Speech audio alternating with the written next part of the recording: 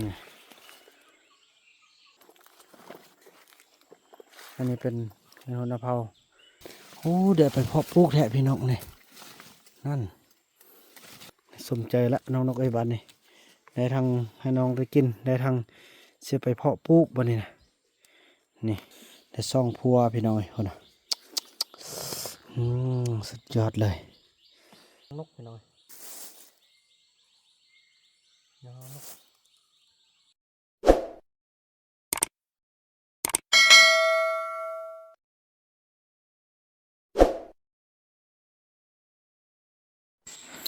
สบายดีท่านผู้ชมเนาะถือว่าคลิปนี้บ่าวนำก็จะเชิญชวนทุกท่านมาเยี่ยมชมหมู่บ้านพอต้องเลืองแบบดั้งเดิมหรือว่าหมู่บ้านคนป่านั่นเองเนาะนี่ถือว่าจะได้ขึ้นไปมันจะมี2 บ้านเนาะมี3 บ้านแนวบ้านนั้นสีพาทุกคนไปเบิ่งสมเทียบกันระหว่างเก่ากับใหม่แล้วก็อยู่และบ่อยู่เนาะอันนี้คือบ้านใหม่ที่เขาเจ้ายังอยู่นี่อันนี้คือแม่เฒ่ามีนี่โอ้นอนแล้วนอนอันนี้เลยเนอะนี่เห็นตอนนอนละพี่น้องเอ้ยใหญ่มีเห่ากำลังพงไผ่พี่น้องเนาะสวยงาม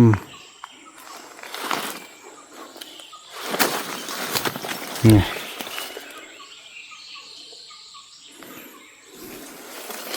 จะบ่าวนำได้แจกข้าวแจกน้ำแจกของอยู่ของกินยาเพิ่นละแล้วก็มาจนจัดก็เอาข้าวเอาน้ำให้กินละไปบ่าวนำจะพาขึ้นไปเบิ่งอยู่เทิงพุ่นพี่น้องเนาะอันนี้เป็นโหระพาที่เพิ่นออกไปเอาข้าวนำบ่าวนำอยู่ฝั่งนอกพุ่นเนาะไปไปเบิ่งบ้านที่ว่าเพิ่นใหญ่เนาะเผาตรงเรื่องจะเป็นเผาที่เลือกเป็นเผาสุดท้ายอยู่ในประเทศลาวแล้วพี่น้อง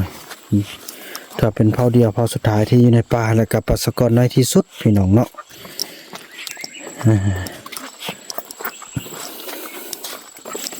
ไปเบิ่งนำกันอันนี้หลังจากที่เขาออกจากบ้านที่เขาเจ้าอยู่เนาะเขาเจ้าจะเคลื่อนย้ายไปเรื่อยๆพี่น้องเลยบ่มีที่ไม้จังสันแหละกินเมียนกินแล้วก็กินบ่เมียนกินแล้วก็ซอกกินแล้วก็นอนจังสันแหละ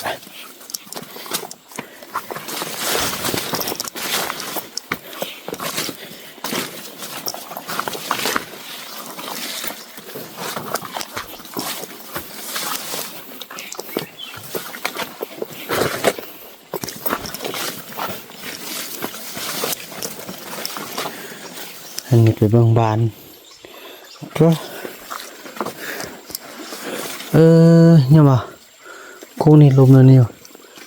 เขาป้อมเลยพี่น้องนี่บ่เป็นต้นอันที่ว่าเบาบุญนำตาม5บ่นี่นะเด้อมันนำบริสังเกตลองดูมีงาบ่ป้อมมันก็หมดแล้วนี่นะมีมากบ่เพาะไปผู้บ่ท้องแม่นถ้าบ่แม่นเขาบ่ป้อมพี่น้องกินแบบจิบให้โพดอันนี้เนาะโอ้แม่นแท้พี่น้องเมืองนี่นะลักษณะเบอร์นี่แม่นแล้วเดี๋ยวนี้มีบ่มากมันโอ้หมดแล้วโอ้ก็แต่รุ่นเลยบ่ต้องแม่นพี่น้องคันสันเขาบ่ปอมเนาะบ่เนี่ยก็จะไต่มาในนี้เลยมากที่บ่าวผู้นำกินนะอยากได้อันนั่นนะพี่น้องแม่นเท่ๆเห็นแล้วขางอยู่นี่แท้ๆนำจนเจอพี่น้องเลยเห็นบ่นี่นั่นโอ้เดี๋ยวไปเพาะปลูกแทะพี่น้องเนี่ยนั่นโอ้นี่ถ้าไปปลูกแทะกินจิบให้พอดนะนี่กินแบบมันหมดเลยอ่ะนั่นโอ้ตกสับนั่นเองซอกถึง ข้างๆบ่สองเนาะในที่สุดนี่พี่น้องเอ้ยป้อโธน้องนกอยากกินเนาะอันใหญ่นี่เต็มเลยสุดยอดนี่แหละพี่น้องเอ้ยได้ไปเพาะแท้นี่ฟาดพวใหญ่ๆเลยคักๆแล้วนี่เนาะมันก็คักตัวนี่น้องนกเทียดเห็นคลิปมาบนำกินมันเราบ่ได้กินเนี่ยสมใจละน้องนกไอ้บ้านนี่ได้ทางให้น้องได้กินได้ทางเสียไปเพาะปลูกบ้านนี่นะนี่โอ้โถคักบ้านนี่นี่ว่าสิมานำซอกอยู่สุดยอดพี่น้องเอ้ยมาสักตุ้มก่อนคือได้ตุ้มก่อนโอ้ตาเขากระบุดีพอปันใดเลยนี่หน่อยนี่แน่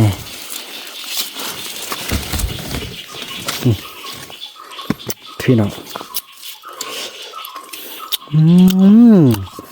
หอมแท้หอมบ้าพี่น้องเลยอยากให้ทุกคนได้มาสัมผัสลองรสชาติบ้างเด้พี่น้องพยายามเอาแก้มไปเพาะหมึกซอกไล่ๆก่อน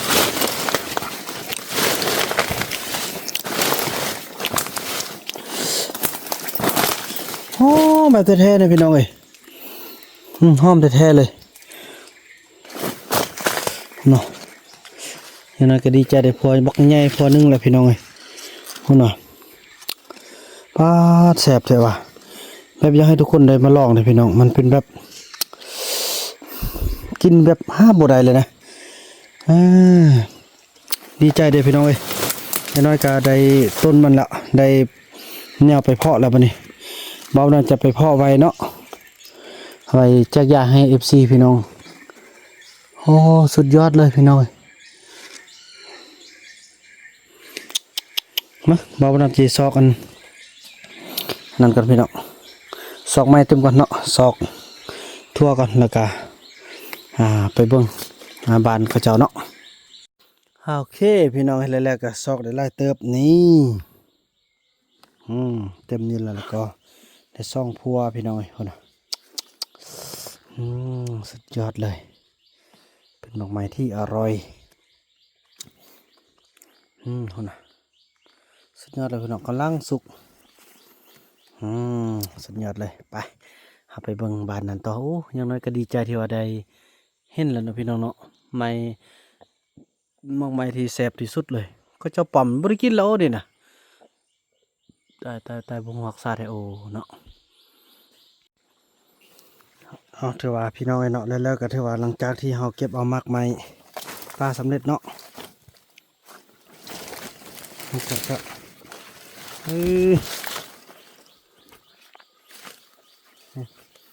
คือเป้าหมายก็ถือว่ามาซอกห่าน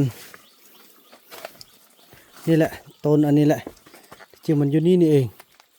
ไม่เขาจะปลอมเลยพี่น้องเลยผ้าเขาจะบักเลยโอ้เป็นตระกูลมักเดือเด้อพี่น้องเนาะต้นมันนะเป็นตระกูลมักเดือ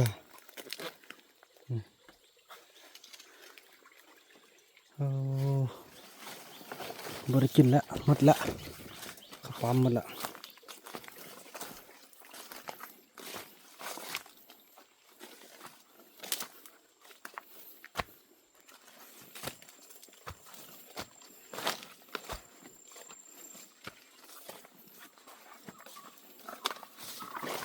นี่หมู่บ้านเก่าเขาจะเนาะ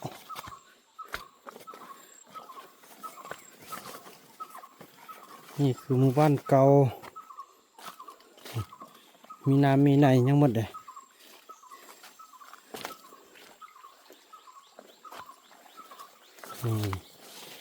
มันอยู่เก่าเจ้านี่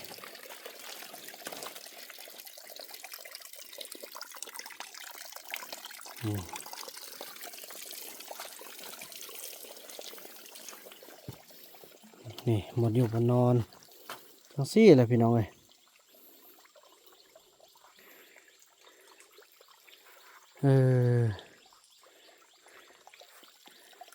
นี่โอ้ดีใจใดมากไม่สินี้ไปเพาะแล้วพี่น้องเลย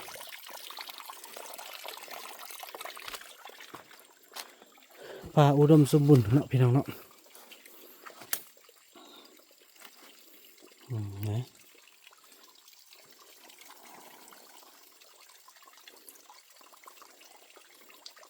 มอน้ำก็เจ้าไปกลับไปพุ่นพี่น้องทำบักอันนี้ห้าไม่เท่ามีกินเลยเนาะพี่น้อยแล้วเราก็ได้มักไม้จะไปสู้ไม่เท่ามีกินก่อนเนาะไปสู้ไม่เท่ามีกินก่อนเอาเพื่อจะอยากบอกพี่น้อยเต็มนี่เลย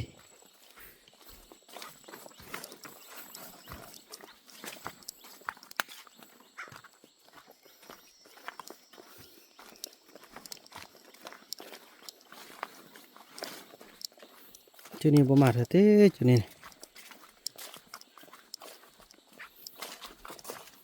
บ่มาเถอะวางเอ้าหยุบยังหยุบหยุบเครื่องเนอะฮะ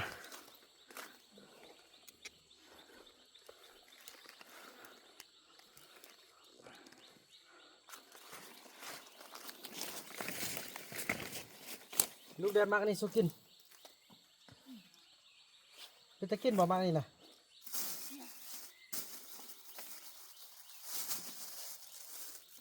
นี่ให้น้องนกไปหน่อยน้องนกเป็นตะกินบ่กินหลับ อ่ะ ไม่กินหญ้าแล้วนะ กินแล้ว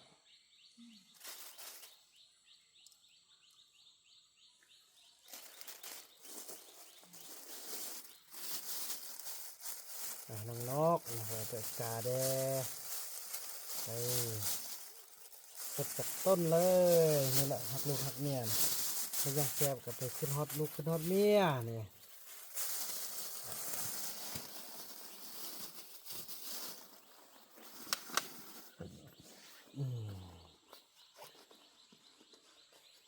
หยิบเสื้อ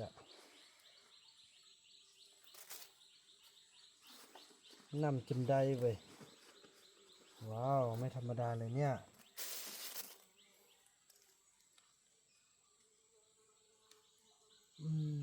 หอมหน่อย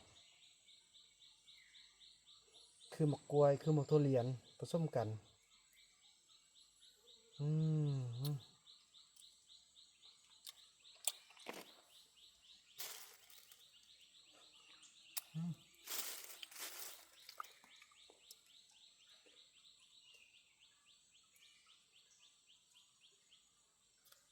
โอ้ย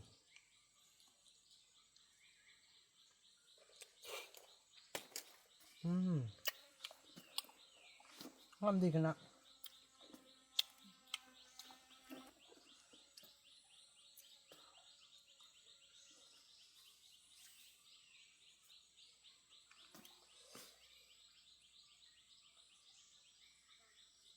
จุดนั้นมาแท้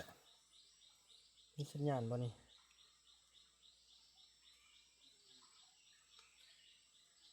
โอ้มีหนึ่งมั้ง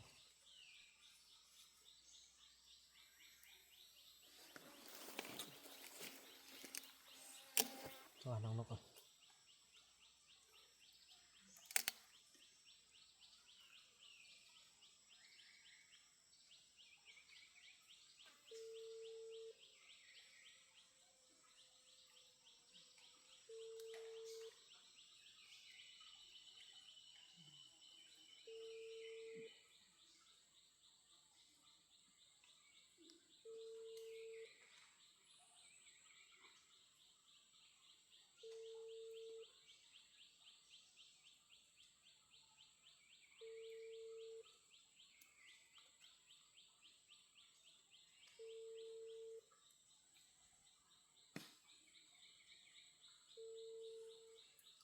จอยเฟื่องกับอะไร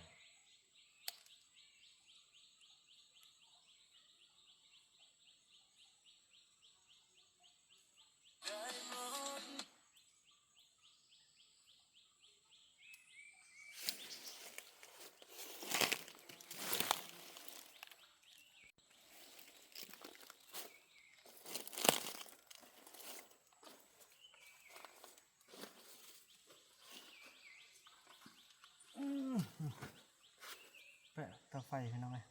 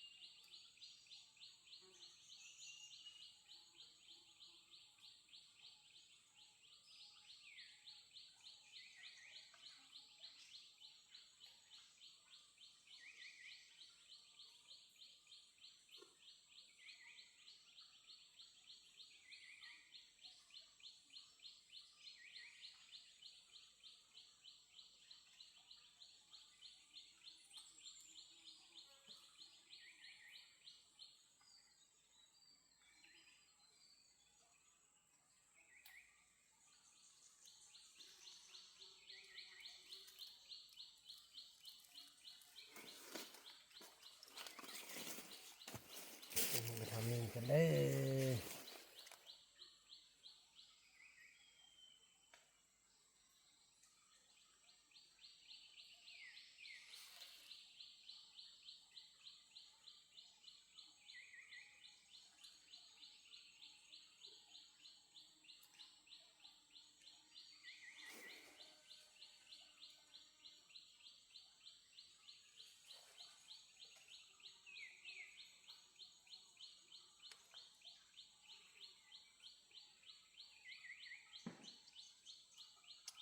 น่าจะได้ไปใช่นั่นแหละ